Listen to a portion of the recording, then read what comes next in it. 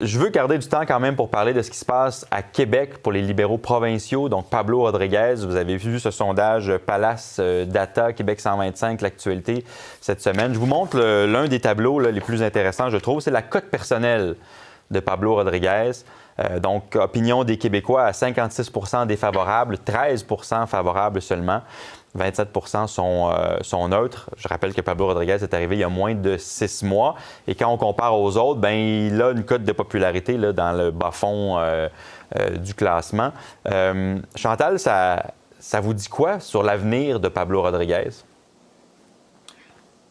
Que s'il y a des militants libéraux qui veulent changer de chef, ils ont intérêt à se dépêcher et à se mettre à la vitesse grand V, parce qu'à partir de janvier, on va être à des mois, pas une année de la campagne électorale, mais que néanmoins, un nouveau chef qui vient d'arriver et qui tire déjà son parti vers le bas à ce point-là.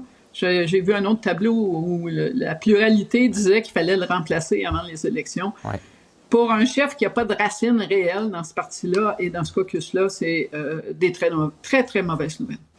Paul, est-ce qu'il va se rendre jusqu'aux élections? Il y a des gens à l'interne qui souhaitent qu'ils ne se rendent pas. Je ne dis pas qu'ils sont majoritaires, mais c'est assez dévastateur, ce sondage, parce que les gens disent qu'ils n'aiment pas ce que Pablo Rodriguez fait, mais il fait pas grand-chose. Il n'est même pas à l'Assemblée nationale. Et habituellement, quand vous êtes un politicien, plus vous êtes en fonction depuis longtemps, plus vous agissez, plus vous donnez des raisons aux gens de ne pas aimer ce que vous faites. Mais on voit qu'en ce moment, la crise, c'est une crise intestine au Parti libéral, au risque de répéter une évidence. Les ennemis, ils sont à l'intérieur et il y a des gens qui semblent regretter l'élection de Pablo Rodriguez et peut-être même certaines personnes qui se disent solidaires devant les caméras ou en public ou à leurs collègues, mais qui en coulisses sont en train de tirer des ficelles. Puis on sent un agacement ou à tout le moins une inquiétude, là, les deux, autour du chef en ce sens-là. Mais écoutez, si la population, si elle n'aime pas M. Rodriguez, j'ai hâte de voir ce qu'il pourrait faire dans les prochaines semaines pour changer cette perception. Parce que là, l'UPAC est en train de vérifier certaines informations. On n'est pas encore à l'étape de l'enquête. Peut-être qu'il n'y en aura jamais d'enquête. L'UPAC vérifie énormément d'informations dans une année. Mais est-ce que le fait qu'on associe ces deux sigles-là, UPAC, PLQ ensemble, le dommage est déjà fait, Chantal, même s'il n'y a pas éventuellement d'enquête?